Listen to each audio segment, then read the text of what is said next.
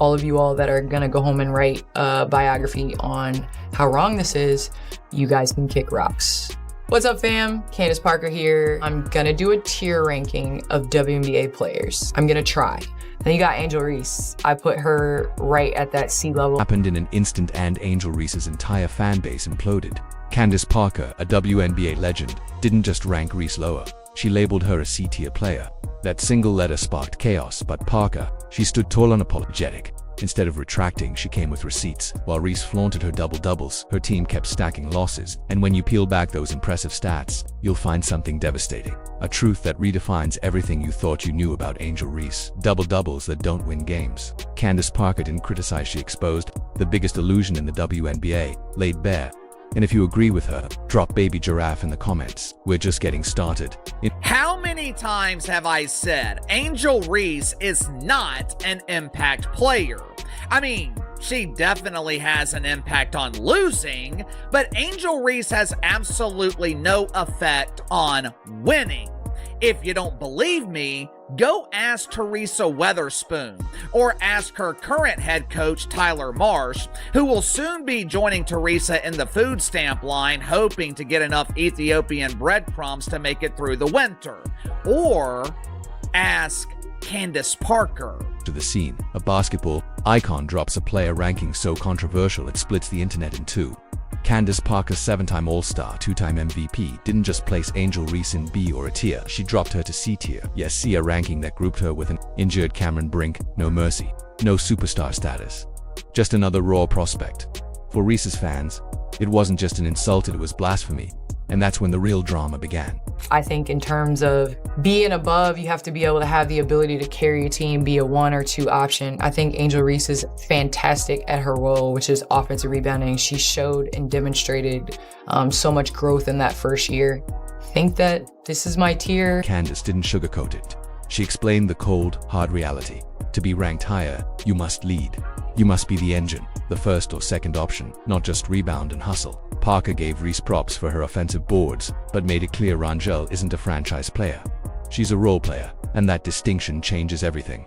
Meanwhile, Aja Wilson, Nafisa Collier, Brina Stewart, all in the elite. S-tier Caitlin Clark, a solid A. Reese, stuck among names still clawing for relevance, and fans weren't ready for what came next. Wilson, reigning MVP, couple Defensive Player of the Years, 2 championships. If there was something higher than S, I would definitely put her up there. But Nafisa Collier, she's up there with top tier with Asia. Just her ability to play on both sides of the ball, pump fake, she's gonna make you choose wrong.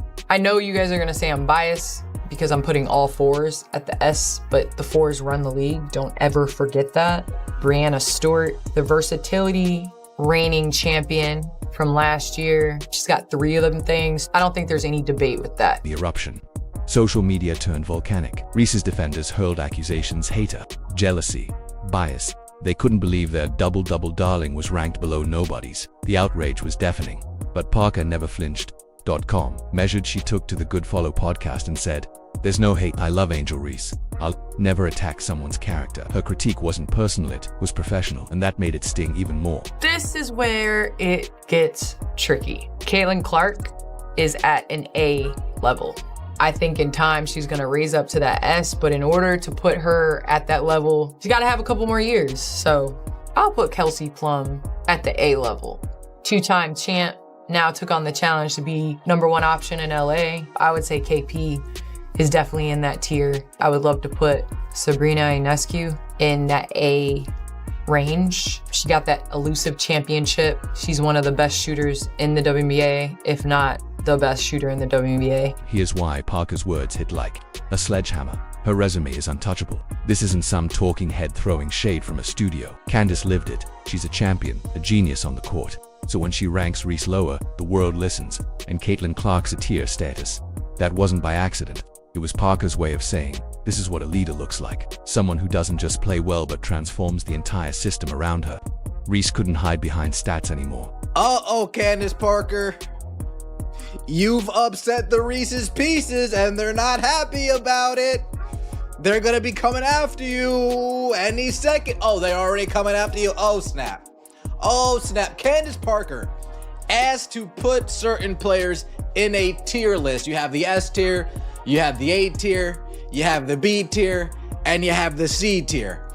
And where Candace Parker put Angel Reese on this list and her explanation about it, it has upset a large number of the Reese's Pieces delegation. Suddenly, the floodgates opened. Analysts, former players, people who'd stayed quiet stepped up and they agreed with Parker. A pattern emerged. Flashy stats don't always equal success. The key question echoed everywhere. What does Candace Parker see in Angel Reese's game that the fans refuse to admit? The answer wasn't in emotions or hype. It was in the X's and O's. Parker wasn't being harsh. She was just telling the basketball truth. And truth has a way of cutting deep. Chicago Sky, y'all stink, bro. Y'all, look, there's trash and then there's trash. You know what I'm saying? But look, man, the Chicago Sky got destroyed by the stud butts. Everybody watches the stud butts. Shout out to Courtney Williams and Tisha Heiderman, man. Listen, stud butts stood on business today. Nafisa Collier stood on business today. They destroyed the Chicago Sky. Came the Minnesota meltdown. 1 game, 9 turnovers. That's not just a bad night, that's a red flag waving in neon. For weeks, analysts whispered that Reese's weaknesses were being glossed over. But on that night, the whispers became screams. The truth exploded. All those double-doubles a mask, and under it, a game riddled with flaws that couldn't be hidden anymore. And this is from last night's game. Angel Reese was back to doing Angel Reese things. Blowing layups, getting her own rebounds. They've turned her into a point forward. She had 9 turnovers last night. I think her plus minus was minus 19. But all we keep hearing about, she now has 2 double-double streaks of more than 10 games or 10 games plus. She had one last year, now she has one this year. She's the first WNBA player to ever do this. Let's break it down. Early on, the Chicago Sky were in it, trading baskets, competing, and then it unraveled. Reese began forcing the game, throwing wild passes, trying to make hero plays where simple ones would do. Her composure, gone. Her decisions, a disaster. Turnovers racked up like dominoes. All it took was a little pressure, and her basketball IQ collapsed before our eyes. And yet, it was about to get even worse. Angel Reese, part 53, let's get it! We love pray-ups. Bang! I heard she wanted to dye her hair, and the stylist said, "What color you want?" And she said, "Butter pecan!" Bang! She gets blocked by defenders who don't even bother jumping. Me bound. One more time.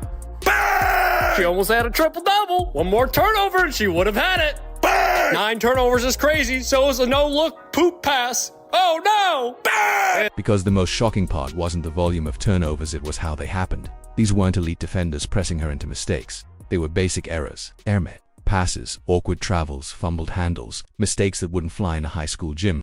The Lynx didn't even need to play hard defense. Reese gift-trapped the ball and handed it over and over. And now, the illusion is cracking wide open. She got the brakes beaten off of her. She had 9 turnovers and was just an awful. If you watch the game, she was awful. And this is where the cracks began to widen. Opposing coaches started watching game film of Angel Reese like it was a treasure map searching for her breaking points. And they found one. They realized that if you trap her in pressure, force her to make decisions under duress, she'd give the ball away, possession after possession. Teams began targeting her on purpose, setting defensive traps designed to hand Reese the ball in the worst possible spots. They weren't trying to avoid her, they were baiting her. And it worked. That 9-turnover disaster, it wasn't a fluke. It was a flashing red light warning the league. And nobody in Chicago was hitting the brakes. Anyone know how that party rock song goes? Every day I'm shuffling. Do, do, do, do, do, do. Bang! I know it's construction season and all, but who called in the bulldozer? Bang! And it was this play right here when 2K realized, yup, that's our cover athlete. 2K? More like 75K. Pay her more. Bang! Watching her play got me fiending football. Said, oh no, it's picked off again. Bang! Whoa, whoa, whoa. Settle down. You're going too fast. You're going too fast. On! Hey, I got an order here. It says a hip check. Bang! Here's the most infuriating part. Chicago's coaches didn't just ignore the warning signs. They buried them. Rather than confront the turnover crisis, they hid behind Reese's double-double stats like a shield. She's young, it's growing, pains, they said, but the losses stacked up, and opponents kept feasting on the same glaring flaws. That 9-turnover meltdown didn't just happen, it became the symbol of a bigger truth.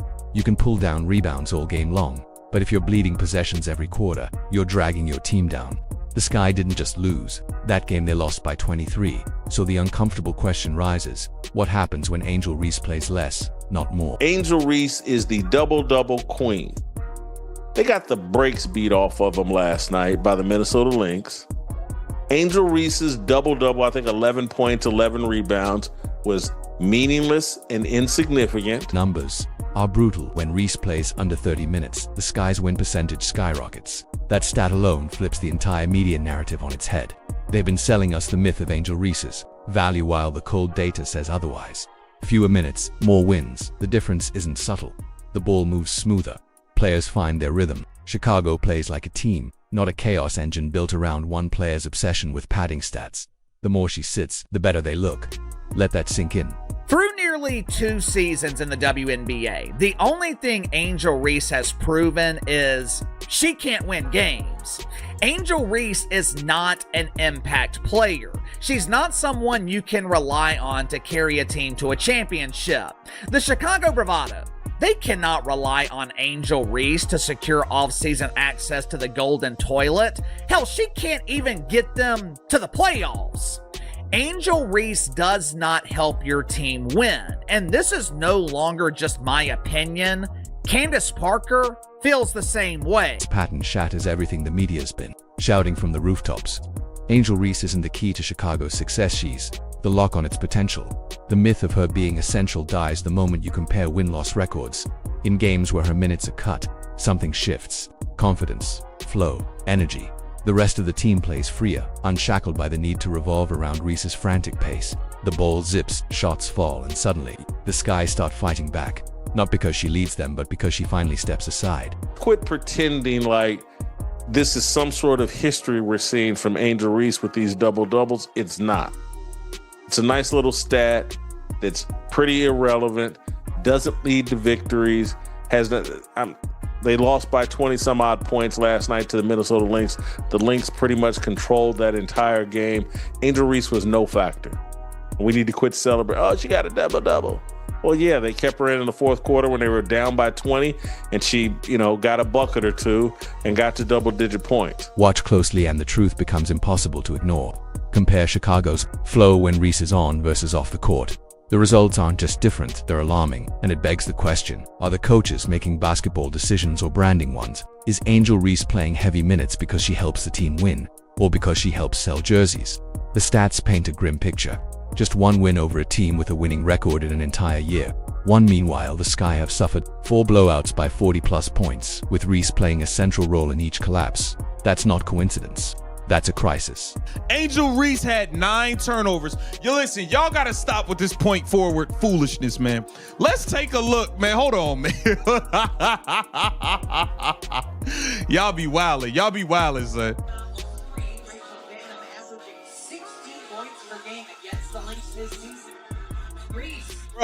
Bruh, come on, man. Y'all gotta stop. Y'all gotta stop, yo. Y'all gotta stop. You points per game against the Lynx this season. One analyst didn't hold back. If Angel Reese is your best player, your team stinks. Harsh maybe, but accurate, absolutely. Her double-doubles may fool the casual fan, but they don't mean anything if they come with losses. These aren't impact stats. They're illusions, candy-coated numbers masking ugly outcomes. And the league now faces a defining fork in the road. Will it chase the hype built on flash and fluff or embrace players whose skills actually win championships? Angel Reese represents the former Caitlin Clark. She's the blueprint for the latter. Angel Reese has been playing the role of Draymond Green. She is the role player disguised as a superstar. I know she has given herself all of these doofus aliases. To her credit, Angel Reese has marketed herself as a big deal. Double-double Barbie, me-bound Barbie, Bayou Barbie, Bricklayer Barbie. It doesn't matter what your name is! But marketing and promotion can only take you so far. Her PR team has done a brilliant job at polishing the turd, but there always comes a point when the polish melts off the turd and you will be expected to perform. This saga goes beyond Reese. It's about the illusion of stats. The way numbers can lie to those who don't know what they're watching. Double-doubles sound like dominance, but when your team keeps getting crushed, those numbers ring hollow. The WNBA tried to engineer a Clark versus Reese rivalry, praying it would fuel interest, but rivalries can't be fabricated. Greatness can't be faked. One player lifts everyone around her. The other drags her team into disarray. And when playoff pressure hits, only one of them thrives, because the other was never built for the moment. All right, y'all have to accept the fact this girl is not Alyssa Thomas. Can y'all just stop playing games now? Can y'all just stop playing games now? This girl is not Alyssa Thomas. Y'all, fool on, y'all been turnover police. She had another 9 turnovers today. 9 turnovers to 3 assists. A minus 19. 9 turnovers to 3 assists. And y'all keep trying to act like this girl's a point forward. Y'all got to stop playing games, man. Stop playing games, bro. Lit the match. Her honest evaluation gave others permission to stop pretending. Analysts, insiders, fans, they all started saying what they knew deep down: Reese's stats are empty. And now the contrast couldn't be sharper. Indiana built around Caitlin Clark, a player who elevates everyone. Chicago built around a rebound machine who gives the ball away when it matters most. The result, crystal clear. Fans now see through the box score and recognize true impact. 9 turnovers say more than 30 double-doubles ever could. And the real stars, they don't chase stats, they chase banners. Every once in a while, there will be a role player who presents themselves as a superstar. They're elite pretenders. They're brilliant at convincing people to buy into their world of make-believe. The future is crystal clear. The Indiana Fever are rising. Caitlin Clark isn't just good, she is transformational. Her rookie season didn't just put fans in seats, it rewrote the rules. The All-Star Game, nearly 2 million viewers because she was the face of it. And behind her, a core of Hull, Boston, and Mitchell forming a title-contending storm. Meanwhile, Chicago's stuck, asking tough questions. Can they ever win with Reese as the centerpiece? Fans know the answer now. And if you're with Candace, Parker, drop Baby Giraffe in the comments. Like, subscribe, and don't miss what's coming next, because trust me, it's only getting better from here.